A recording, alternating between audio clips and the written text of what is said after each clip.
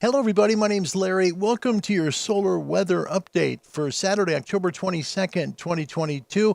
Let's get into the conditions and definitely a big change from yesterday. First, the A1A. This shows part of the story. We have a couple of solar plagues there at right about 8 o'clock on the sun, and there's a coronal hole literally between two sunspot regions. We'll get to that in just a moment. Backside view of the sun, that squared area is coming fairly into view here. We'll get an idea of what the sunspot number will be shortly, and I will have a full ham radio live show coming up here in about 45 to 60 minutes. This is just the weather segment. The last 5 days of magnetosphere view, these are the sunspots. If you saw them without the brightness of the sun, just focusing on those sunspots, the way it's been the last 5 days, and this is where the problem lies. If you take a look at this shot from today, you see 3127 and 3126. Focus right there on this magnetosphere view. Now we'll look at the coronal hole map. You see where 34 is? That's facing Earth, and radiation from those two sunspots that are right around that coronal hole, 3126 and 3127, are right within that coronal hole stream.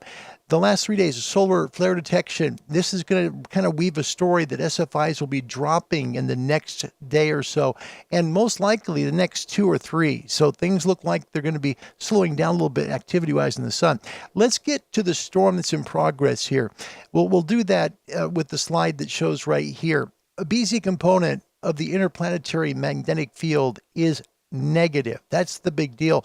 There was a K-index reached at number 5 here at 11:33 UTC today, but this is unlike a normal solar storm that you would see that would just affect propagation in the D layer of the ionosphere. This storm is not affecting the D layer. Instead, it's making the E and the F layer unstable. Let's take a look at that, and I'll show you what I'm talking about. Global D layer absorption, according to solarham.net. Take a look at this. This is today's conditions. Even 7 megahertz, so 40-meter band, doesn't even have 1 dB of attenuation right now from the D layer. So that tells us that this activity is affecting the E and the F regions of the ionosphere, making conditions unstable to make calls. That's why we're in the middle of this storm. KP index, there you see that KP5 that we hit earlier today. Expect noise floors to still be loud today and tomorrow, dropping Monday. This is the information from SolarHam about that. G1 storm today and tomorrow, going down finally on Monday for quieter noise floors.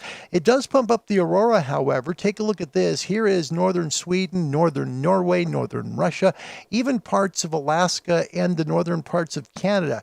Here's the aurora australis. You can maybe bounce, refract some signals off of the aurora tonight. How far south are they expecting the aurora to go? According to the wonderful Canadian folks, this is where we'll have the aurora tonight. So lots of Alaska, in fact, most of Alaska down almost to Fairbanks will be aurora all the way in through the northern provinces there of Canada. Some aurora goes down even farther into the Pacific Northwest of the United States, as going all the way around into New England. Let's take a look at maximum usable frequencies, and these are not affected by the solar storm we're in right now. These are simply the highest frequencies that can be worked, and they're brilliant today. They truly are. Here's the Kilo Charlie 2 Golf map. As you can see, some wonderful yellow numbers there. That means 10 meters. Wherever you see the yellow circles or the yellow areas on the map, that's the 10-meter band. Let's look closer between Europe and North America. You can see right now, even in Spain and Portugal, 36 and 41 megahertz, 21 Great Britain, 20 France, 29 still if you're in southern Italy, 25 Bulgaria, and 22 if you're in Ukraine. And those numbers are still good, even up in the northern countries. 20 megahertz in the north part of Germany, and in Norway and Sweden. Look at that. That's a big difference there. 12 there in Norway, 23 the northern part of Sweden. I think one of those numbers is a little backwards, but it looks like it's probably going to be more around the 17-meter band up there. Going towards the States, 29 New England, 21 Great Lakes, 18 Denver, 15 if you're in the Bitterroot range of Montana, 15 as well right now in Southern California. But that 10-meter band swath goes from New England down the coast of the United States, the Atlantic Ocean there, 32 in Washington, D.C., 33 Pensacola, 37 Brownsville. The MUFs are going to slide north as the day goes on. Earlier today, the 10-meter band was open all the way into Sweden and Norway. So expect as the afternoon goes on, the 10-meter band opening up farther north in Canada. Looking towards the south, 10-meter band pretty much everywhere. 44 in southern Venezuela, 31 Brazil, 41 Sao Paulo, a lot of 40 megahertz as well throughout the African continent. And heading towards the Far East, currently on the 40-meter band there in Tokyo, and down towards Australia, about the same. And same with the North and South Islands of New Zealand. I expect the North and South Islands and most of Australia today, as well as the southern places in the world, to be able to work 10 meters. It should be there. The problem is being able to work it because of the disruption to the ENF layer of our ionosphere. Typically in solar storms, what happens is it hits the D layer. Normally this map would be bright red, because the D layer is so charged because of a geomagnetic storm. That's not the case with this storm. Instead, it's disrupting the F and the E layer. That's why conditions are the way they are today. That's what's going on. QRZ conditions, SFI 109 expected to drop again tomorrow. Sunspot numbers at 48. A index only 5. K is the issue. That's at 4. That's an active geomagnetic storm. Look at signal to noise level. S3 to S4 right now. So big band conditions look pretty bad on the HF side. As for moon bouncers, fair conditions. VHF, UHF, there is some 6-meter E-skip there on 6 meters and a mid-latitude aurora possible tonight for people who like to work the aurora. Your ham and shortwave forecast for today, powered by ICOM. ICOM, for the love of ham radio. SFIs to decrease again tomorrow. Noise floors S3 to S4 today, S2 to S3 tomorrow, and lowering Monday to S1, S2 levels.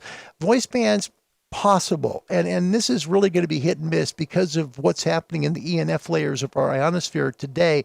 20, 17, 15, 12, and 10. Same for the southern latitudes and the equatorial latitudes, 20, 17, 15, 12, and 10.